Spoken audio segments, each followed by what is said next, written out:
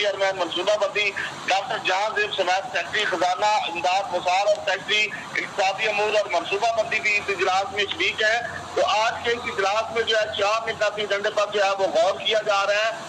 NEC 2700 ارب روپے سے زائد کے ترقیاتی پروگرام کی منظوری دی جائے گی، جبکہ چاروں صوبوں کے لیے 1559 ارب روپے کے ترقیاتی پروگرام پر بھی جو ہے وہ غور کیا جا رہا ہے۔ اجلاس میں مالی سال 2023-24 اور 2024-25 کے سالانہ پلان کا جائزہ بھی جو ہے وہ لیا جائے گا، اور NEC 13ویں 5 سالہ جو ہے وہ پلان 2024 تا 2029 کی منظوری دے گی۔ اجلاس میں وفاقی اور صوبائی ترقیاتی پلان کی منظوری دی جائے گی، اور اس کے علاوہ 16 مئی 2023 سے 15 مئی 2024 تک ایکنیک اور CDWP کے فیصلوں پر پیش رفت کا بھی جو ہے وہ جائزہ لیا جائے گا۔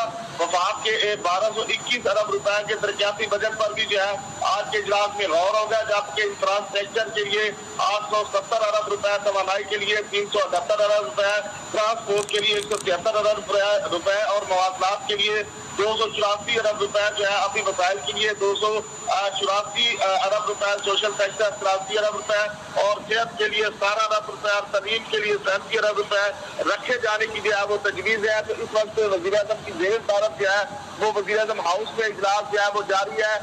تمام صوبوں کے جو وزرائے اعلیٰ ہے وہ بھی شریک ہے، اور اس کے علاوہ دیگر اعلیٰ افسام شریک ہے، اور اجلاس اس وقت جاری ہے۔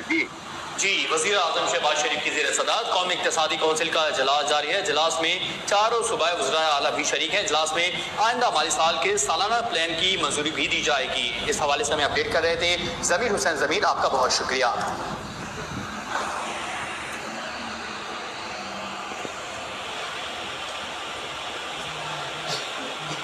یہاں وقت ہوئے بریک کا، دیکھتے رہیے نیوز لانچ۔